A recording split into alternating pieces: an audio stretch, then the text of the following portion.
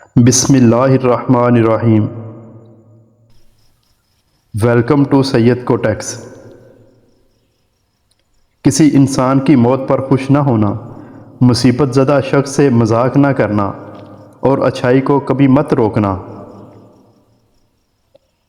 برائی کی آگ برائی سے نہیں بجھتی۔ جس طرح سے آگ کو پانی سے بجھایا جاتا ہے، اسی طرح برائی کی آگ کو اچھائی کے پانی سے بجھایا جاتا ہے۔ اپنے خیالوں کی حفاظت کرو، کیونکہ یہ تمہارے الفاظ بن جاتے ہیں۔ اپنے الفاظ کی حفاظت کرو، کیونکہ یہ تمہارے اعمال بن جاتے ہیں۔ اللہ تعالیٰ کے بہت بڑے ولی جن کا نام حضرت لقمان ہے، یہ وہ ہستی ہیں کہ جن کے نام پر قرآن کریم کی 31ویں سورت کا نام رکھا گیا۔ کام کرنے والوں کی قدر کرو، کان بھرنے والوں کی نہیں، کیونکہ کام کرنے والے بہت کم ملتے ہیں اور کان بھرنے والے ہر جگہ میسر ہوتے ہیں۔ اس معاشرے میں عورت کا مرتبہ کیسے بلند ہو سکتا ہے جہاں مردوں کی لڑائی میں ماں بہن کو گالیاں دی جاتی ہیں؟ کسی بیوقوف کے ساتھ بحث مت کیجیے، وہ آپ کو مٹی کے گارے میں گھسیٹ دے گا، کیونکہ اس کو لت پت ہونے میں مزہ آ رہا ہوگا اور آپ خواہ مخواہ میں خوار ہو رہے ہوں گے۔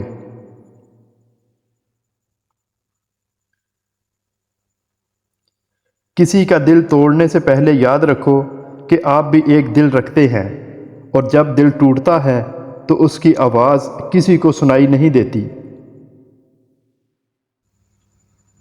چار چیزوں کو تھوڑا مت سمجھنا: قرض، مرض، دشمن، آگ۔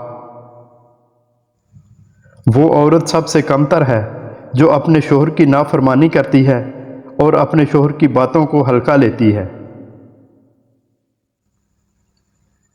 خدا ہمیں وہاں ملتا ہے جہاں ہم خود سے بھی چھپنا چاہتے ہیں۔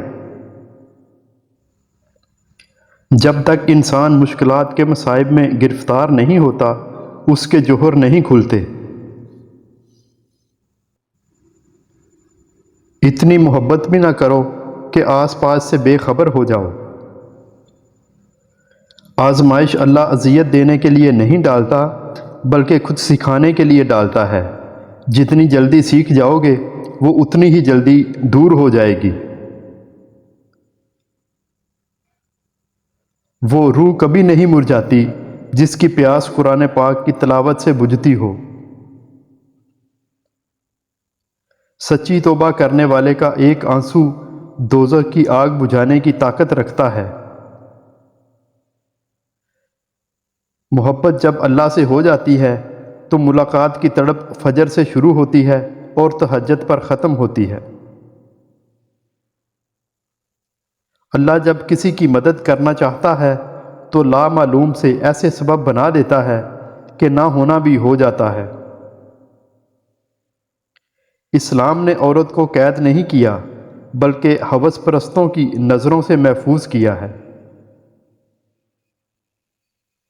جس دن تمہیں قرآن پاک سمجھ میں آ گیا، اس دن تمہارا نہ کوئی مسلک ہوگا، نہ کوئی فرقہ۔ دعا دستک کی طرح ہوتی ہے، مسلسل دستک دینے سے دروازہ کھل ہی جاتا ہے۔ جب اللہ کسی بندے سے خوش ہوتا ہے تو اس کے لیے نیکی کرنا آسان اور گناہ کرنا مشکل بنا دیتا ہے۔ جب انسان اپنے رب پر اس قدر بھروسہ کر لیتا ہے کہ اس کے علاوہ کوئی بھی اس کی ضرورت پوری کرنے والا نہیں، تو اللہ تعالیٰ بھی اپنے بندے کو مایوس نہیں لوٹاتا۔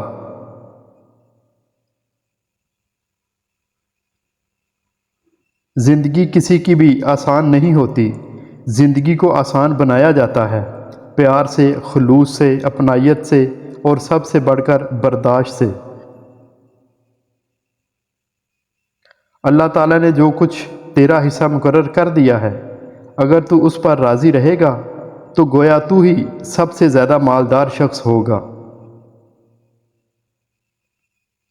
اپنے ارادوں میں مخلص رہو، تم اللہ پاک کی مدد کو اپنے ساتھ پاؤ گے۔ مقدر اتنی بار بدلتا ہے جتنی بار بندہ اللہ تعالیٰ سے رجوع کرتا ہے۔ نیت کتنی بھی اچھی ہو، دنیا تمہیں تمہارے دکھاوے سے جانتی ہے، اور دکھاوا کتنا بھی اچھا ہو، اللہ تم کو تمہاری نیت سے جانتا ہے۔ ہمیں سب سے زیادہ تکلیف اس وقت ہوتی ہے کہ جب اللہ ہمیں کسی کا اصلی رنگ دکھاتا ہے اور ہم بار بار حقیقت کو ماننے سے انکار کرتے ہیں۔ درخت اپنا پھل خود نہیں کھاتے، دریا اپنا پانی خود نہیں پیتے، پتہ ہے کیوں؟ کیونکہ دوسروں کے لیے جینا ہی زندگی ہے۔ بیٹے اکثر باپ کی زمین بانٹ لیتے ہیں اور بیٹیاں باپ کا دکھ بانٹتی ہیں۔ ہر بیٹی کا باپ بادشاہ نہیں ہوتا، لیکن ہر بیٹی اپنے باپ کے لیے شہزادی ہوتی ہے۔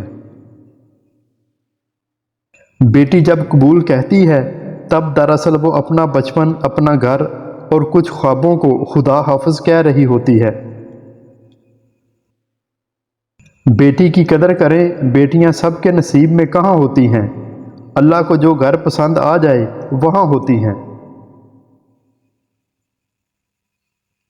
اللہ کو راضی کرنا بہت آسان ہے، ایک لمبا سجدہ اور چند آنسو۔ بنا کتابوں کے جو علم سیکھا جائے اسے زندگی کہتے ہیں۔ نہ نماز جیسی کوئی عبادت ہے اور نہ قرآن جیسی کوئی کتاب ہے۔ بیٹی کی ذات اگر رحمت نہ ہوتی تو حضور پاک صلی اللہ علیہ وسلم کی اولاد کا سلسلہ بیٹی سے شروع نہ ہوتا۔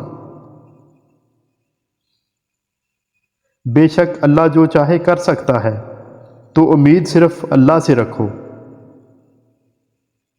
ہمارے مانگنے میں کمی ہو سکتی ہے، اللہ کے دینے میں نہیں۔ ناراض ہمیشہ خوشیاں ہی ہوتی ہیں، غموں کے اتنے نخرے نہیں ہوتے۔ زبان کا وزن بہت ہلکا ہوتا ہے، مگر بہت کم لوگ ہی اسے سنبھال پاتے ہیں۔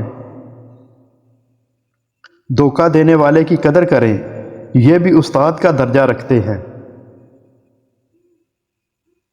3 لوگ ایسے ہیں جو کبھی گناہ نہیں کرتے لیکن پھر بھی ناپسند ہوتے ہیں: لالچی انسان، متکبر اور بہت زیادہ کھانے والا۔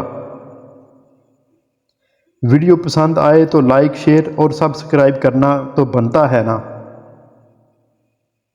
Thank you for watching.